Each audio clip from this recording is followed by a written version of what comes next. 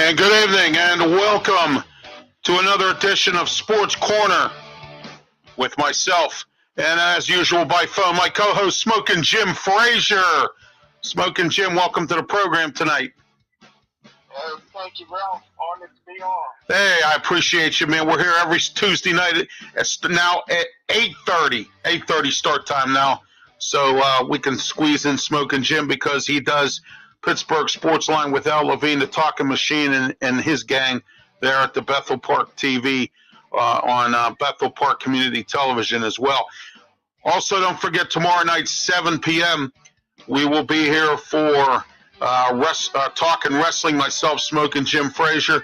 And don't forget, on Thursday night is Wrestle Talk, Smokin Jim Frazier, myself, and Mark Mancini. 347-205-9631 is the number to call for that. Tonight, we have plenty to talk about. By the way, Smokin Jim, I wanted to play this for you because this is everybody cheering because now Kenny Pickett is the quarterback for the Steelers. What's your thoughts on this? Well, I tell you what, man, he got a great shot at breaking Terry Bradshaw's rookie record of 24 interceptions. He's on his way, man. Hey, listen, there's no way out of sort of Kenny Pickett in this particular situation. If anybody should be, okay, if you benched Mitch Trubisky last week, I would have started him this week for the simple reason that Mitch Trubisky, you're going to Buffalo, probably the best team in football, and Mitch played last year for Buffalo, so he knows the team, he knows the situation. I mean, that's one of the loudest stadiums in the NFL. And I tell you what, it's a tough situation to put a rookie in. And I wouldn't be surprised if Kenny Pickett end up losing confidence or getting injured. I see. Then Mason Rudolph might get some kind of an opportunity here down the road. You know what's interesting, Smokin Jim? I said this many times. I'm interested to see what Tomlin's going to do without his franchise quarterback. This year was the year that Ben was gone, and this is the first season. And I said this many times. This guy is the luckiest guy in the world. And you want to know why Mike Tomlin's the luckiest guy in the world? He walked into a head coaching job at a well-known team like the Steelers. He walked in with a starting quarterback and a franchise quarterback, and he walked in with some players that were carried over from Bill Cowher's tenure, and he was able to win a Super Bowl and lose one with Cowher's players as he coached. I will say this, and I will say it once, and I'll say it again. I don't think this team will ever win another Super Bowl with Mike Tomlin. What's your thoughts on that? Yeah, I agree with you 100%. I always said, listen, the guy's been here 16 years. He's never developed a quarterback in his life. He's been riding, and no disrespect, he walked into a perfect situation. Right. Hall of Fame quarterback that already had one Super Bowl victory under his belt. Listen, you look at all the quarterbacks that Pittsburgh Steelers drafted, tried out, they have not developed one that was a decent backup quarterback. Now you're asking Mike Tomlin to now, develop a quarterback. It's not going to happen. I think that his arrogance got him stuck in this situation. He should have went after a franchise quarterback in free agency. Right. He didn't. They went the cheap route. They thought they could draft a quarterback and make something out of Mitch Trubisky. Now he's going to find out you don't win in this league unless you have a great quarterback. And right now, I don't think they've ever won without T.J. Watt when he's been hurt. So right. Yeah, no, they have not. No. They're 0-7 now. 0-7 when T.J. Watt's hurt, and that's really sad, Smokin Jim, because you hear Mike Tomlin, and he always says this to say. He goes, well, the standard's the standard, and then we have somebody else that can step up. It's supposed to come in and do this. Well, if that's the case, then why isn't it being done right now? I mean, if T.J. Watt gets hurt, we're done. And and Cam Hayward, if you watched his post-game press conference, he said, and I quote, I can't do it all. Me and TJ can't do it all. It's a collective effort. We have to all step up and do something. So, I mean, for him to say that, that means there's something wrong with this defense. And here's what's sad about this. Kelly Russell said this many times. The Steelers have liabilities. And we talked about this last year with Melvin Ingram, remember? Okay? Yes. So, and then when I was at Luther's the 20th anniversary party, we had talked to, or I had talked to him, and he had said about liabilities as well. And I was hoping they weren't going to do liabilities with Malik Reed. It turns out, as of right now, he's safe. But what I mean by liabilities is they went out and they told the media, oh, they told everybody, the fans, the media, we got this top-notch defense. We signed all these players. We have Brian Flores here. He's the greatest thing since sliced bread. Terrell Austin's been here and done that. And between the three of us, myself, and this is Mike Tomlin talking now, myself, Brian Flores, and Terrell Austin, we should have the best defense in the league. And they lied. Okay? Am I right or am I right? You were right. You know, it's the highest paid defense in the NFL. I said, I took a lot of heat when I said there's no way Mr. Trubisky should have been voted team captain. I didn't think he would make it past 4 games this season, and he didn't. Now it's an embarrassment. Right. The backup quarterback walking out to a coin toss. He's already proven that he can't win with this team, so you should have dropped him from first string to third string, but you can't do that because you don't want your captain walking out there in street clothes. Right. Oh, exactly. Screwing Mason Rudolph. So now he's third string and Mitch is second string because you're not going to dress 3 quarterbacks and you got to dress your team captain. Oh, absolutely.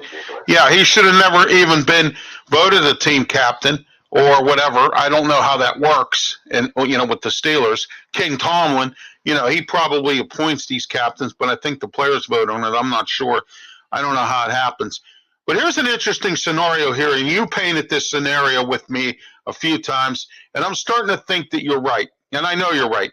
I think Trubisky's head's all messed up about the situation with Dwayne Haskins. I think because I've never seen a guy. I mean, I've seen Mitch Trubisky play when he was with Chicago, and you know he didn't get much play when he was with Buffalo. But what I'm saying is, and then I watched him in college. This is not a good Mitch Trubisky. I mean, maybe his head isn't in it because, as you had mentioned, you know, he was the one that sponsored this summit at his house or whatever, and I think he feels bad because of what happened to Dwayne Haskins, and it happened when he left his house. And I've said this many times, repeating your sentiment about this, that this is what has happened. I believe that to be true because I can't understand how this guy can be so messed up and not be able to run this offense way. And then all of a sudden Pickett comes in and everybody wants to help him.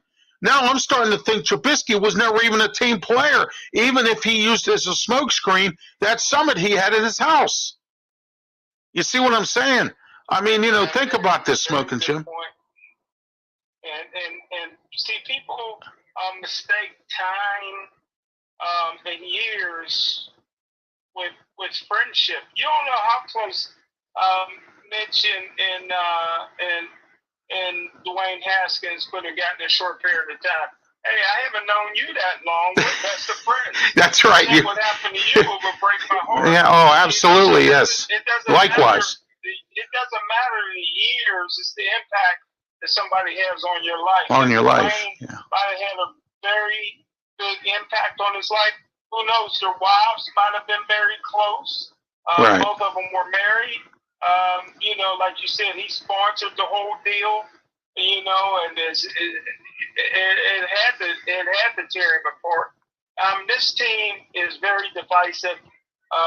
You know, the huddle is a mess. You got a bunch of divas at wide receivers. They all want the football. You got running backs that want the ball. You got an offensive line that's still finding their way. So it really was a mess. And the fans, yeah, it was booing a guy in preseason. Right, and, right. But I'll tell you what, the Pittsburgh Steelers are going to get what they asked for. They're going to send the kid down there to Buffalo, one of the loudest stadiums. Buffalo looking for revenge. Right. There's a blessing and curse Ralph, when you play for the Pittsburgh Steelers. The blessing is you're playing for the Pittsburgh Steelers. The curse is, no matter how poor you are, you're going to get the other team's best effort because they look at the Pittsburgh Steelers as Super Bowl. Exactly. Them is like winning the Super Bowl. So, yes. Buffalo's coming. Oh, yeah. Buffalo is coming. And I wouldn't be surprised if Mitch gets hurt this day. Yeah. Oh, you mean Pickett, you mean? Because you said, Pickett's starting, yeah. Well, I hope he doesn't. I think, I mean, I might be looking at this the wrong way, but from what I'm seeing, based on what he's done, what he did on Sunday for the little time he was in there, I think this offense will block for him. I think they'll run for him. I think the receivers will get open for him. And I'm just wondering, like I said, did Mitch Trubisky rub people the wrong way or do something wrong to where nobody wants to perform, and then now all of a sudden, oh, it's okay, we'll open up the playbook, we'll let him run all over the place, we'll let him do whatever he wants, but they had Trubisky handcuffed. See, I don't get this. Take a look at that game if you get an opportunity there, Smokin' Jim. Take a look at that game. The difference between the way Trubisky played and Pickett played had nothing to do with Pickett's talent. It's the fact that they handcuffed Trubisky. I think, and this is my personal opinion, they set him up to fail. Because how do you have a guy that's handcuffed like that? You won't let him make any audibles. You won't let him call any plays. You won't let him do any of that. But then Pickett comes out here in the second half, and he's throwing the ball down the field. He's throwing it down the middle. He's doing this. He's doing that. He's going all over the place. He's bootlegging. The running backs are even running for him. The O-line's blocking for him almost. So what am I missing here? The fact that maybe Pickett's a better person in the huddle. Maybe he's a better person as a teammate. Maybe he's a better person all around, and they'll play for him. Even the prima donnas will even play for him. You know what I'm saying? They have a lot of money invested in this offense too. They just paid Deontay Johnson a ton of money. They paid Okafor too much money. I thought they should have never gave him that money. I think they should have got rid of him, brought in somebody else. They could have signed 2 more free agent linemen that probably would have been better than Okafor has ever been, or Dan Moore. And for this offensive line, there's a lot of woulda, coulda, shouldas here, and it's sad. Smokin' Jim, what's your thoughts on it? Yeah, I tell you, and you made excellent points. I mean, the play calling was definitely different with Kenny Pickett. Number one, all of a sudden they inserted Frazier moved into the game. Yeah. You know what I mean? He only got the best hands on it. Derek Watt was even in the game doing something. Down the middle of the field. And they never had anything designed for Frazier moves with Trubisky. And I think you're right. I think that the whole plan was to get Kenny Pickett in there as soon as possible. I'm glad it's happening because, man, you talked about it before, is that next year is a very good quarterback year. You got to find out now if this is your long-term answer. Again, I would not have started him this week in Buffalo. I think that's with the crowd noise and that offensive line missing assignments, getting off the ball late. You can have some people hitting him in his blind side and that he doesn't even see coming, getting a free shot at him. He can't, he won't be able to, it's going to be too loud, audible hours, and they probably won't let him audible anyway. So, big money on Buffalo. So, oh yeah. Well, you know something. I'm looking for the route of the routes. Here's something else, Smokin' Jim, that Tomlin brought up at the press conference today. He started saying something about the special teams. Now, how long has Danny Smith been with the team? Probably as long as Tomlin's been here. I think Danny Smith's been with this team almost. I know he started off with Ligashevsky. He was with Pitt, and then he was terrible as a special teams coach there. Onstad fired him. So and then he ended up with Bob Ligashevsky. That's his name, from McKees Rocks. Then they brought in somebody else to do this job.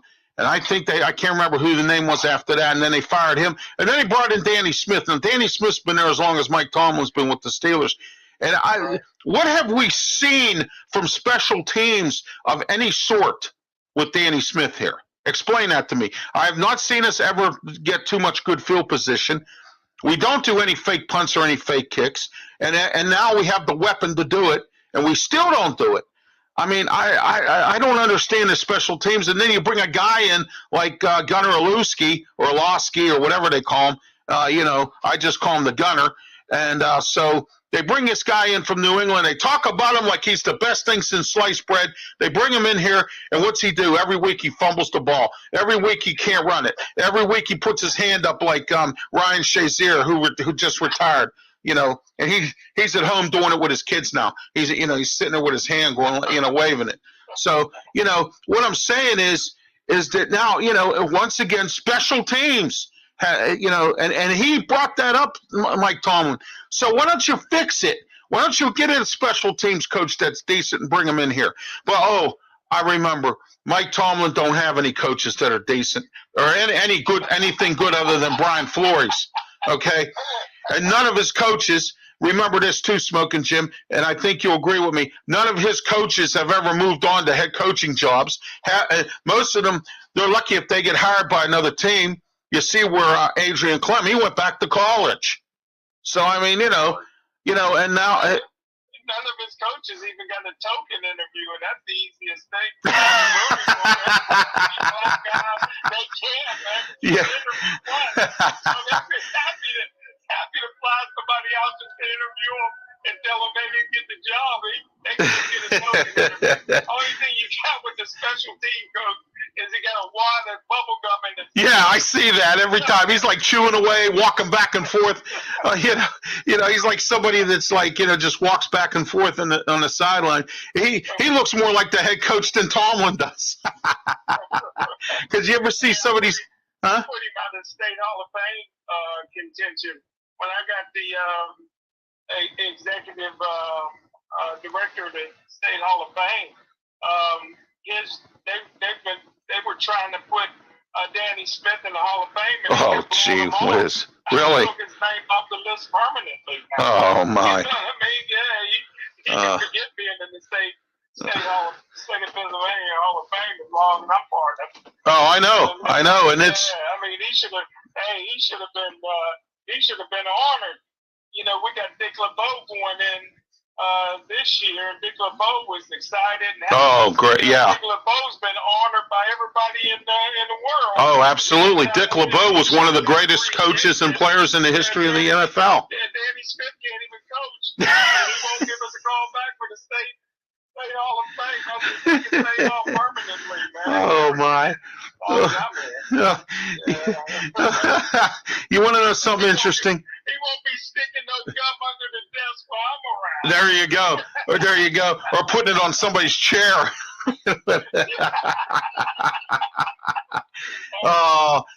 I'll tell you something. I made this comment, and I was wrong. And I said that Mike Tomlin would rather lose than be wrong. Well, it turns out he lost, and he finally admitted he was wrong because he put Kenny Pickett in. So, I mean, he finally admitted I'm wrong here. So he put it in, but not admitting that he's wrong. I mean, the way I see it, and I'm going to use that, no pun intended, the way I see it is that he by putting Pickett in the game, it made him, I was wrong. That was him admitting finally that he was wrong. He'll never come out and straightly admit he was wrong. You know what I mean? He'll never do that. You'll never see King Tomlin ever do that.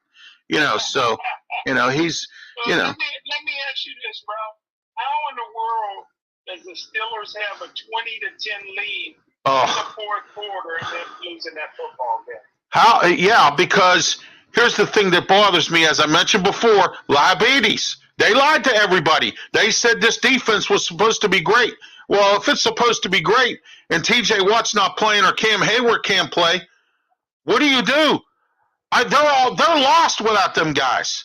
And then I come to find out, Spillane, he's so slow, it's unbelievable. And then Miles Jack, he didn't do hardly anything in this last game. But I tell you who was really good this week, Larry Ogunjobi. I heard his name several times.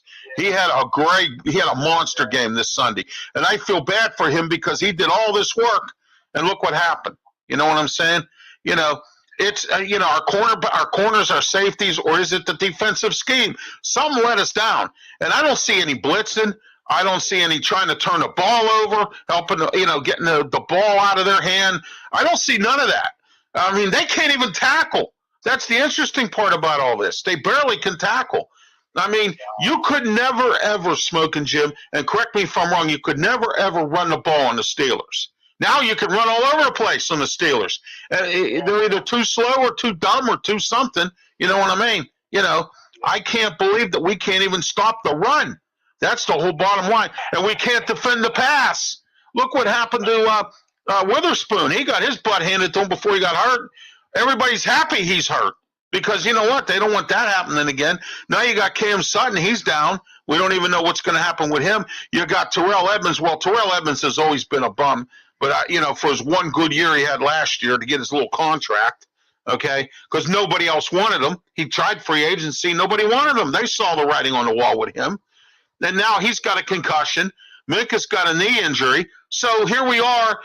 The 3/4 of our defensive backfield is hurt now, and they're signing guys off the practice squad to use car lot, the scrap heap, as I always call it. Okay, now they're starting to reach out to these guys. And remember how they talked up how great Levi Wallace was? Yeah. Levi Wallace hasn't. He's another one done anything. I see him get burned all the time. And then last year they had the James Pierre experiment. You saw where that went. You know what I'm saying? And sometimes I see Arthur Maulik get burned. I mean, this has just been a disastrous so far season for the Steelers, and it starts with the coach. It works its way down to the assistants, and then it works down to it boils down to the lying to everybody, and then the way they handled the quarterback situation. You know what they really should have did, Smokin' Jim, was what you said, and I agree with you on this. Start Mason Rudolph. Let him see what he can do. He's in the final year of his contract. You didn't even have to bring Trubisky in here. You drafted that kid in the 7th round from North Dakota State. You could have kept him as your third quarterback if you would have let him play in the preseason and get himself together. Okay? Now, this Mike Sullivan, our quarterbacks coach, he's supposed to be this great quarterback guru. He coached Eli Manning. He coached all these guys, with the New York Giants. So, okay, here we are. You don't really need to have Mitch Trubisky here. And I was the one that wanted him here because, and then Claudio Rosano, he wanted Marcus Mariota. Look what he's doing down in Atlanta. They beat Cleveland this week.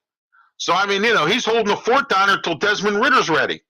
So, I mean, and Arthur Smith is a great quarterbacks coach and a great offensive coordinator. Look what he did with Tennessee when he was there. So, I mean, look at Atlanta. I mean, and look at New Orleans. They got Jameson Winston and Andy Dalton down there. And like you even said, what's wrong with Andy Dalton? I mean, if Andy Dalton would have accepted being a backup, he's been a backup for the last, 5 years or something, wherever he's been. So, I mean, I would have rather signed Andy Dalton than signed Mitch Trubisky because you probably could have got Dalton really cheap. And he would have accepted it if Pickett would have been the starting quarterback, which is probably what he should have been. Let him get his feet wet as a number 1 draft pick. Every other team has done that with their quarterback except the Steelers. I wonder why. I wonder why. That's true. And because in Tomlin, if you take a look at the King, he looks like he's lost. I mean, if you look on the sidelines, when they show him on the sidelines, he don't look like – oh, and then he made the comment at the closing press or the post-game press conference. They says, what was your thoughts when he threw that ball to Claypool and Claypool didn't go for it or try to jump to do any more to try to get the ball, and they ended up with the interception? Oh, I was too busy worrying about the defense. That was exactly what King said. That's exactly what he said. So there you are, Smokin' Jim. What's your thoughts on all that? Well, I didn't hear that part from Coach Tomlin, but that's unacceptable. You're the head coach of the football team in all phases. Right. Listen, Right. I've always said I really don't know what he does. He inherited college players, college leaderships, college coaches, and college system. Right. Now that he lost Big Ben, he looks lost out there. He's probably was looking at the jumbotron at the time. He can't win a coach's challenge to save his life. Now you got injured players going down in the last 2 minutes of the game, and they had to forfeit timeouts. Yeah, that's a new rule now. 2 weeks in a row. Yeah, that's a new rule now. Anything that could go wrong has gone wrong. I really believe that had the Pittsburgh Steelers started Mason Rudolph, they would be sitting right now at either 4-0 or 3-1. This was a gimme easy part of the schedule. The Jets at home, come on, man. That's a no-brainer, man. You win that game.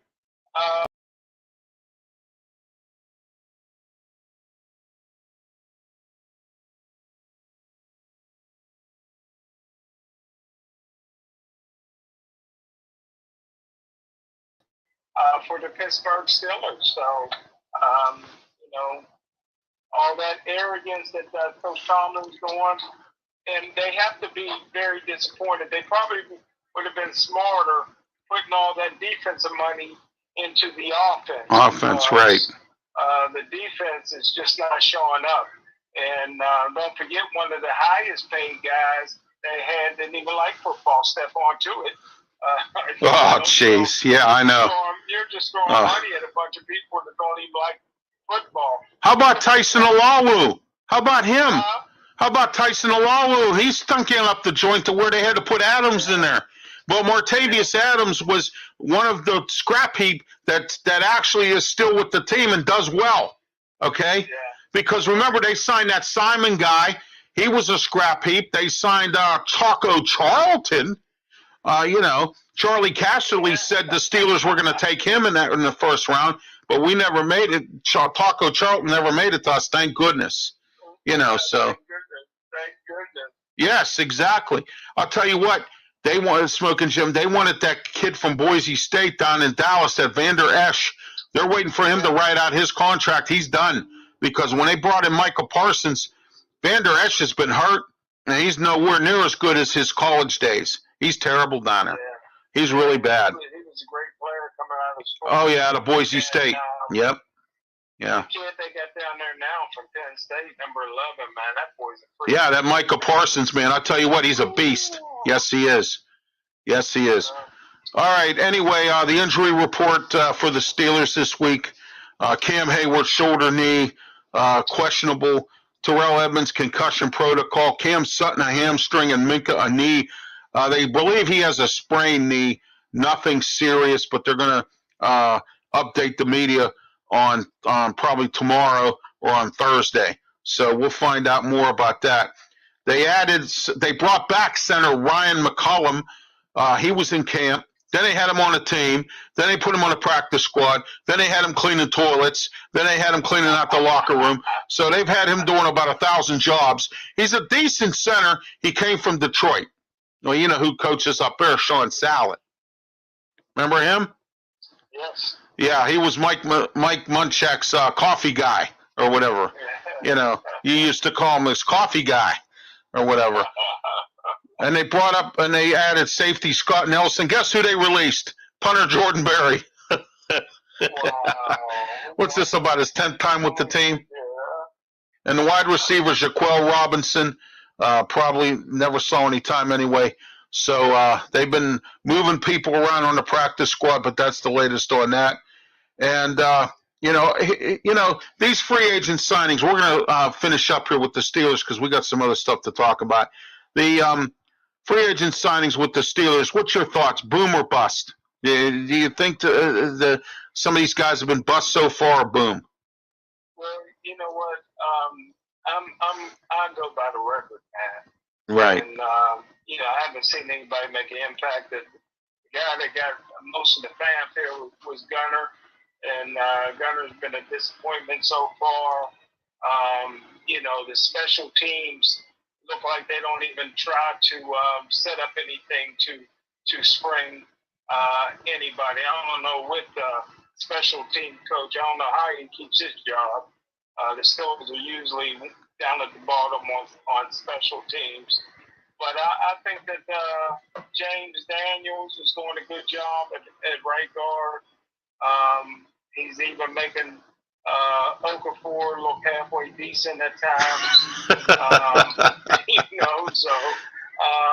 But, uh, but all in all, I think it's been disappointing. Miles Jack, he's been a great addition. yeah. But all in all, I don't think the free agent, and like you said, you're number 99 on the defensive line. Yeah, Larry Ogunjobi. They even said looks good. the third round pick or second round pick Lou. He's even done well. I mean, I've heard his name many times, even when I was listening or even watching. That Marvin Lou. You know what I mean? He's done a good job. His name's been coming up a few times. He's clogging up the run and everything. Wolfley likes him. If Craig Wolfley likes you, you know you're doing well. So. Oh, by the way, I just got word from Claudio Rosano. He says he's watching the show, and we have a good show here. So that's from our buddy Claudio. That's it. So anyway, all right. Like I said, we're done with the Steelers. Let's go into the AFC North a little bit. Cleveland's on top, 2-2. Cincy, 2-2. Baltimore, 2-2. And the Steelers are the lone 1-3 team. Cincy beat Miami 27-15. Tua got hurt. Looks like he might be out for a little while. We'll see what happens there. The Falcons with Claudio's quarterback, I call it, Mariota, 23-20 victory over the Browns. So, and then I'm sorry. Wow. The Jets 24, Steelers 20, Bills 23, Ravens 20. The Bills almost lost that game. Ravens had all the Ravens had to do was kick the field goal. Kick the field goal, yeah. And you know what? I love it when John Harbaugh tries to get greedy and he gets it stuck up his ass. I love it when that happens. Oh, that makes me so fun. It's so funny to see the look on his face when it's stuck up his butt. Oh my gosh, it's crazy. It really is. It's really nuts. All right, let's get into Pitt football. They laid an egg this week, and unfortunately, the offense sputtered again. Injuries, defense on the field too long. And then Pat Narduzzi said in his press conference that everyone, including him, is to blame. So, you know what? At least I'll give Narduzzi credit, Smokin' Jim. At least he's taking the blame. He says, including himself. He said, I got to coach better. But you know what's funny? When he has these games that that the team lays an egg, he always says he's got to coach better. He's been saying that for 8 years. So you mean to tell me you can't be a better coach in the course of 8 years? That you have to say that every time you have an embarrassing loss? Oh, it was my fault. Well, yeah, we know that. And thanks to Pitt, what's this called? Brent Key, the interim coach for Georgia Tech, got his first win. And so did Georgia Tech for the season. And it's an ACC team. And then, the offensive penalties continue. The turnovers. Oh, my gosh, fumbling the ball. I always say you beat yourself when you do that. What's your thoughts on all this, Smokin' Jim? Well, too bad they signed Narduzzi to a long-term contract because I had to fire his non-coaching butt and bring in Paul Chris back. He should be the offensive assistant for the Steelers. Remember bringing an offensive consultant. Well, Paul Chris was the head coach of Pitt before he yes. from Wisconsin, and they could run the football. I loved it when he was coach. Putting up some great numbers, but hey, listen, University of Pittsburgh has a habit of losing games that they have no business losing to. I'm surprised that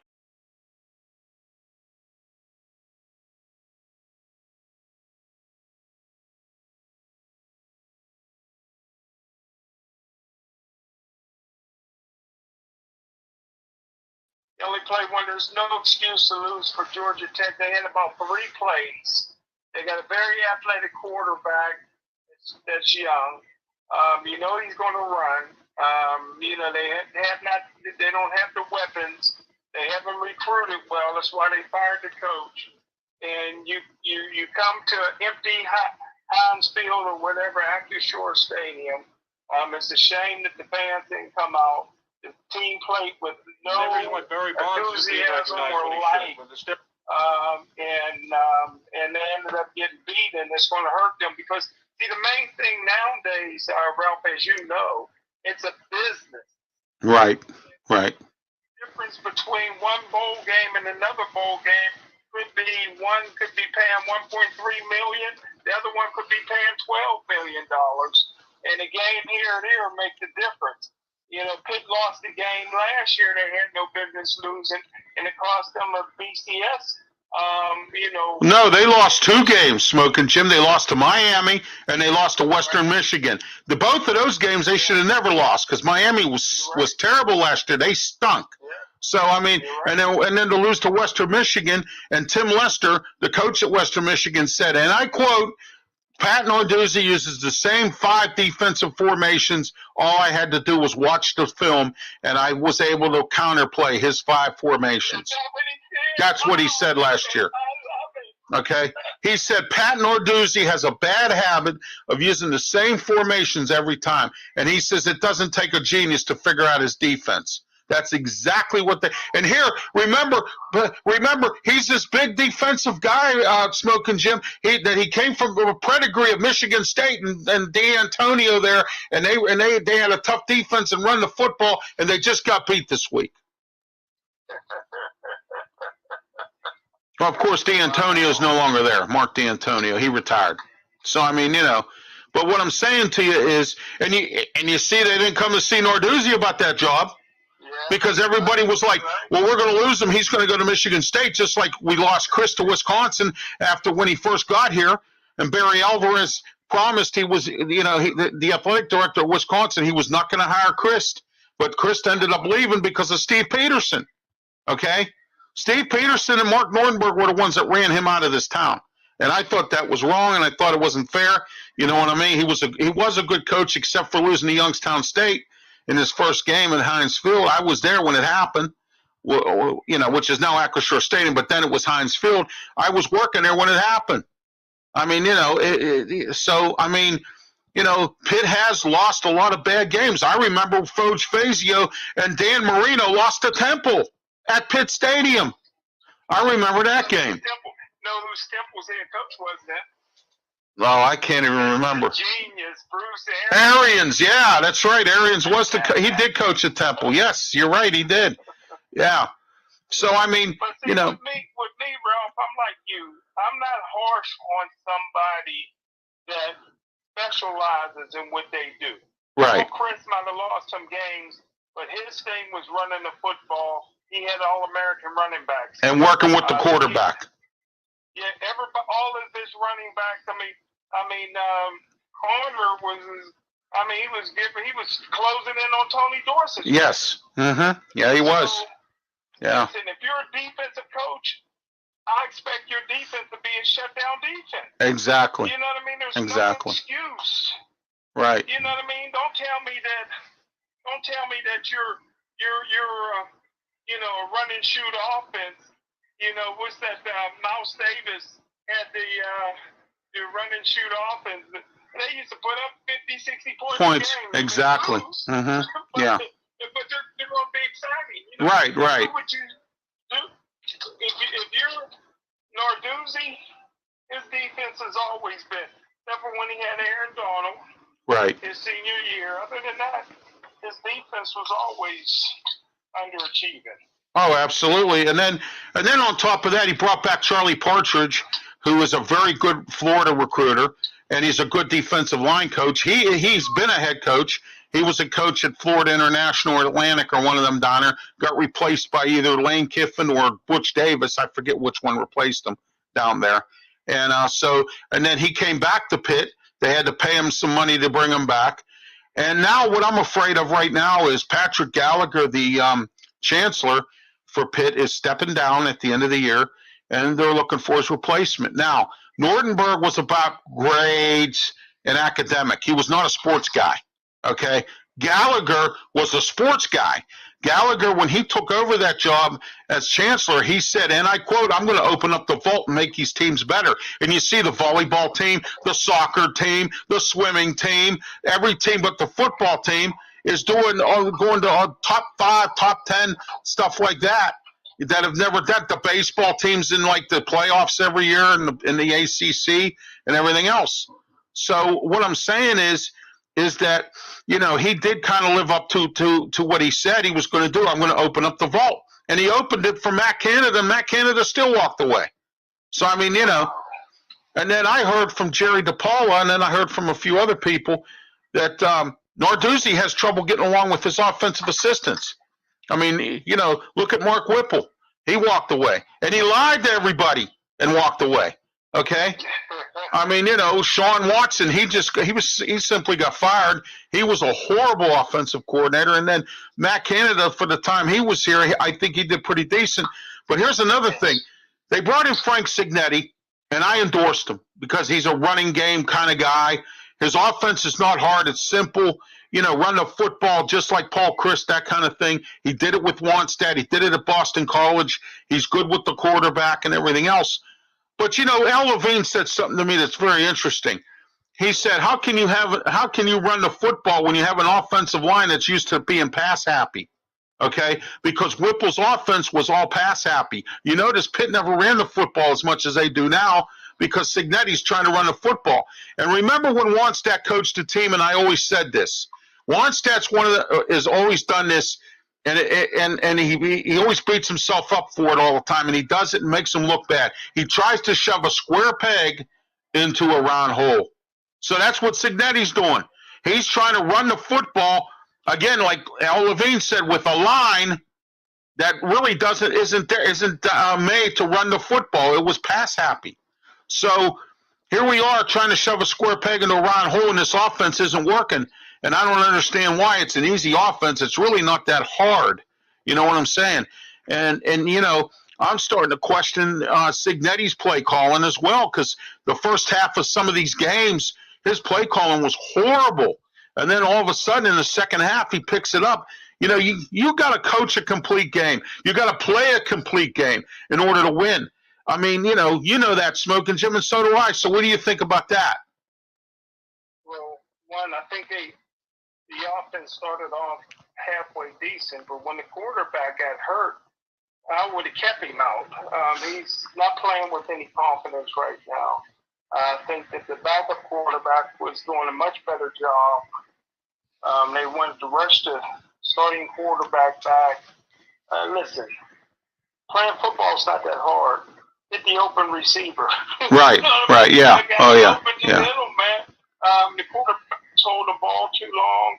He's taking unnecessary sacks, and he wasn't doing that the first couple of games. I wonder if maybe he had a concussion or something like that. Well, yeah, I think he did.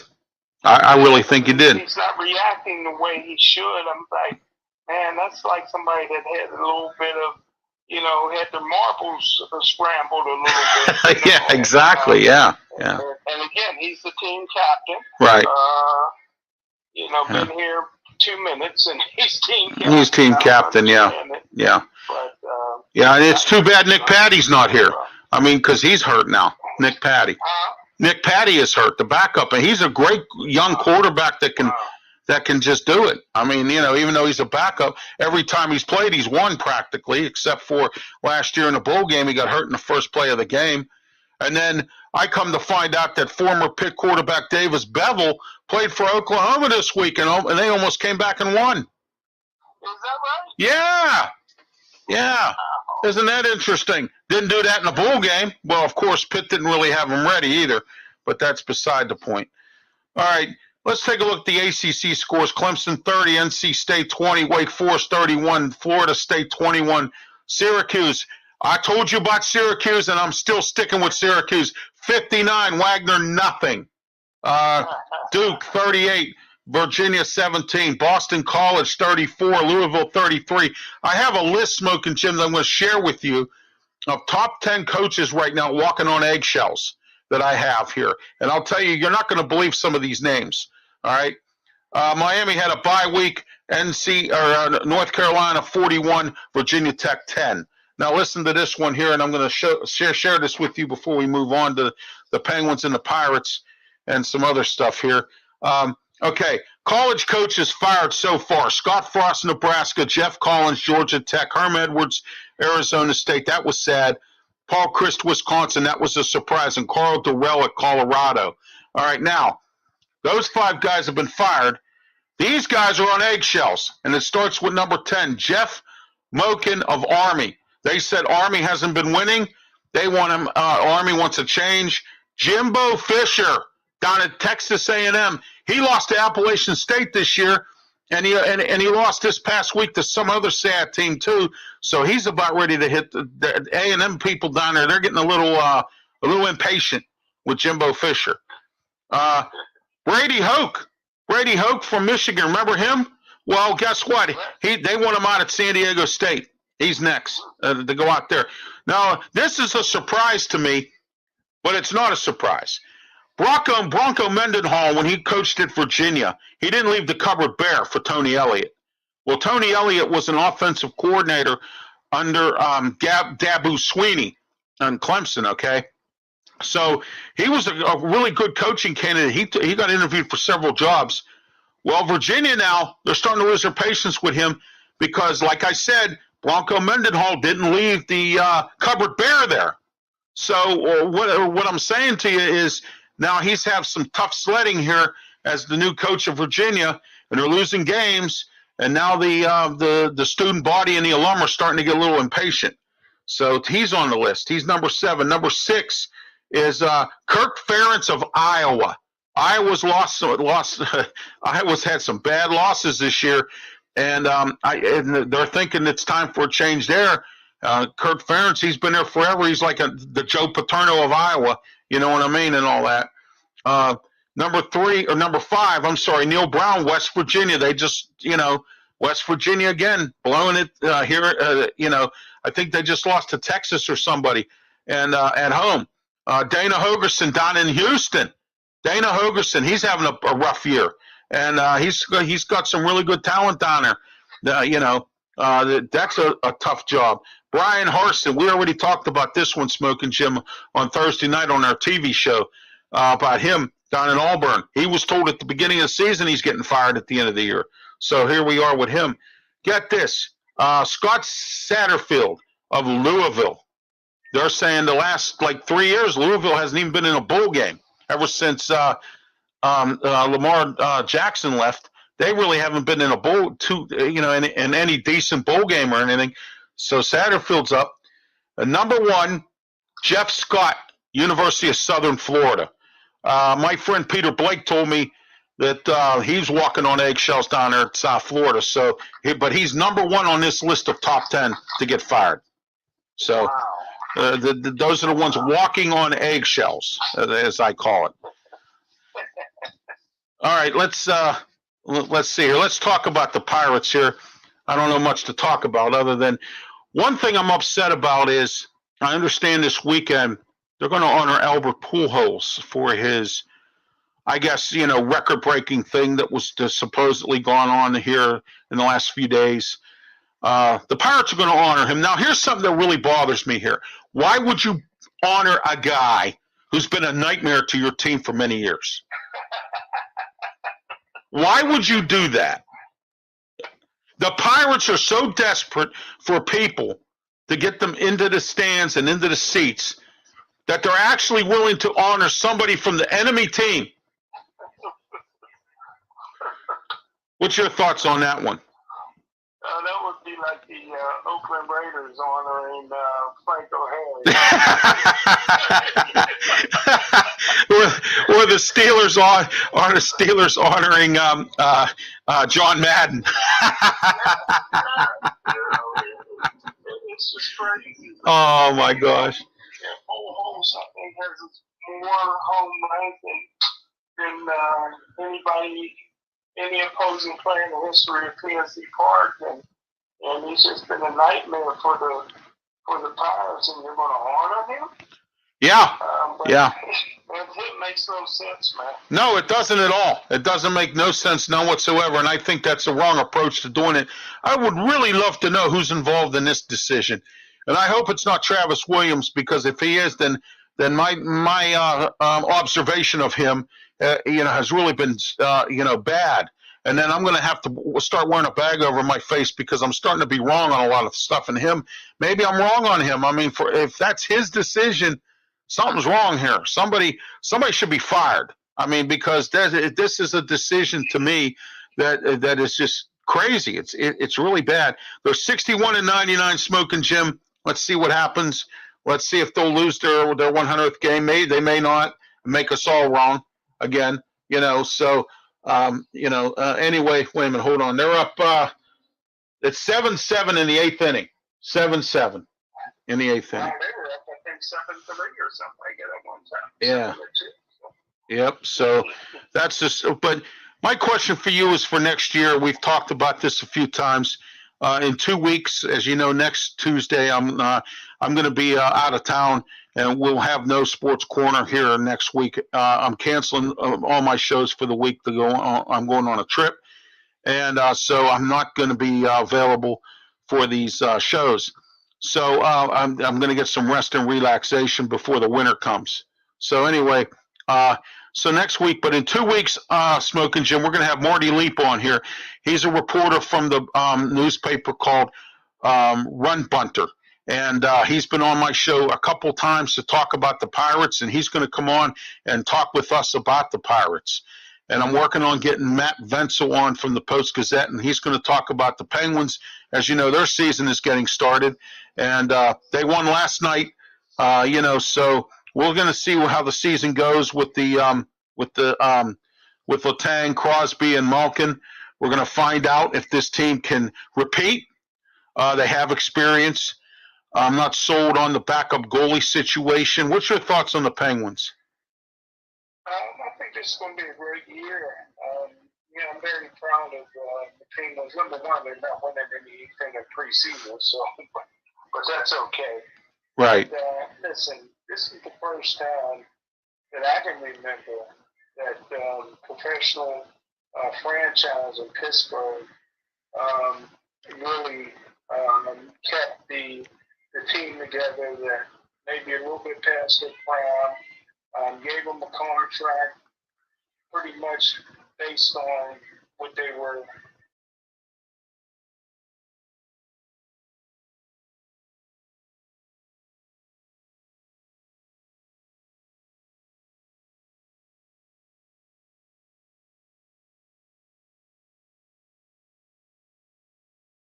keeping the team together. Now, are they going to win? No, I think they're cursed. I said they were cursed when they backstabbed Marc-Andre Fleury. I thought that he was very important to the chemistry of the team. And I said that the Penguins will never win another Stanley Cup without Fleury because of the Fleury curse. And so far, I've been right. Oh, yeah. You know what? The Penguins haven't made it.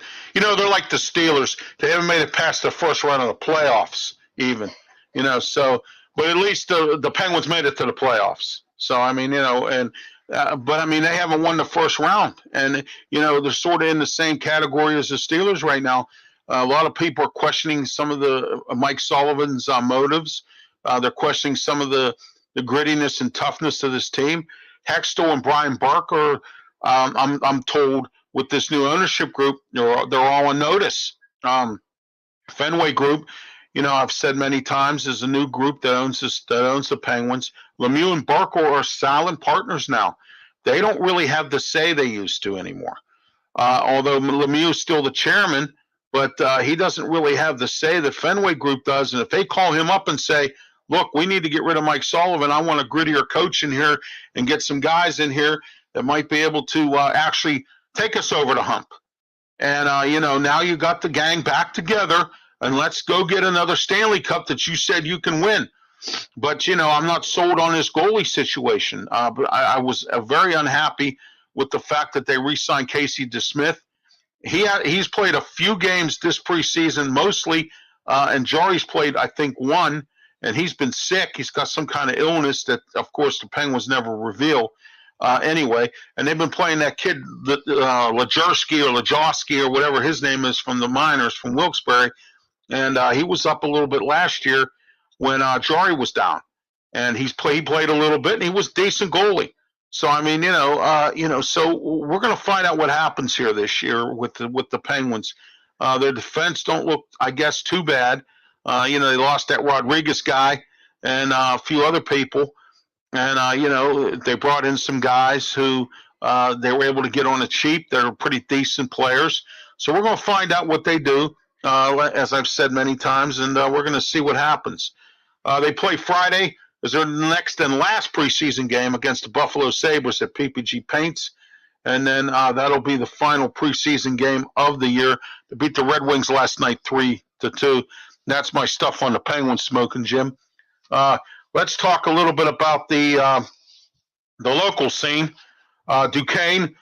Duquesne's been Tad Maury. I've had him on the show talk about Duquesne football. I've had Dave Finoli and Chris Fletcher on, and Duquesne's been making turnovers and mistakes in football. They just lost again to Stonehill, 24-20 again. And, they've been losing left and right because of turnovers. I watched the Florida State game. There were penalties, just dumb mistakes with Duquesne. They play Merrimack this week up at the Rooney Field this Saturday. Robert Morris, well, of course, they lost again. They haven't been good since Joe Walton was their coach. They lost to Delaware State 14-9. I'll tell you what, Robert Morris has been losing close games this year. At least they're not getting blown out like they have in the past. They play Gardner Webb this week at Walton Stadium in Moon. River Hounds, they lost to San Antonio 1-0. They play this Sunday against the Sacramento Republic. You know something, Smokin' Jim? These USL teams, they got these funny names. What is it? New England SVU or something. But I got to tell you, at least the Riverhounds with Coach Bob Lilly, they've managed to at least make it into the playoffs somehow, some way over the years. So I can't complain about them anyway. In the NFL here, I got a quote here I wanted to talk to you about that I forgot, but I just remembered now. Juju Smith-Schuster made a quote here. He was interviewed, in the Chiefs' new game against Tampa, okay? And he said, I have learned more here in the little time I've been with Andy Reid than I ever learned in 5 years with the Steelers. What's your thoughts on that? Well, I believe it. Andy Reid's an offensive genius everywhere he's gone. Donovan McNabb was one of the top quarterbacks. After that, Michael Vick was one of the top quarterbacks. He had in Philadelphia. He came here, and he had Smith was the quarterback. Ended up breaking his leg or whatever he ended up doing, and then he got Patrick Mahomes. But his offense is now he ain't too good of a father. Being a